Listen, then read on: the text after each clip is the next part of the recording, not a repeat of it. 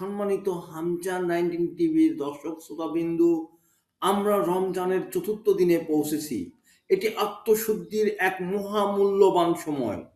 আল্লাহ তাআলা পবিত্র কোরআনের সূরা বাকারার 183 নম্বর আয়াতে বলেন, হে মুমিনগণ, তোমাদের ওপর রোজা ফরজ করা হয়েছে যাতে তোমরা তাকওয়া অর্জন করতে পারো।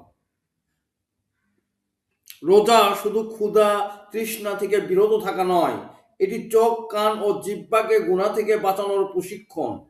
রাসূলুল্লাহ সাল্লাল্লাহু আলাইহি ওয়াসাল্লাম বলেছেন, যে ব্যক্তি মিথ্যা কথা ও কাজ পরিত্যাগ করে না, তার পানাহার ত্যাগ আল্লাহর কোনো প্রয়োজন নেই। তাই আজকের দিনে আমরা বিশেষভাবে আমাদের কথা ও আচরণ শুদ্ধ করার নিয়ত করি। কোরআন তেলাওয়াত, বেশি বেশি দোয়া এবং ইস্তিগফার এই দিনের প্রধান আমল হওয়া উচিত। রমজান ধৈর্যের মাস। ধৈর্য ধরলে আল্লাহ বান্দাকে অগণিত প্রতিদান দেন। অভাবীদের সাহায্য করা ও সদকা দেওয়া রমজানের গুরুত্বপূর্ণ শিক্ষা। আসুন আজ আমরা প্রতিজ্ঞা করি, গুনাহ থেকে দূরে থাকব এবং আল্লাহর সন্তুষ্টি অর্জনের চেষ্টা করব। আল্লাহ আমাদের সবাইকে রমজানের বরকতপূর্ণ আমল করার তৌফিক দান করুন। আমিন।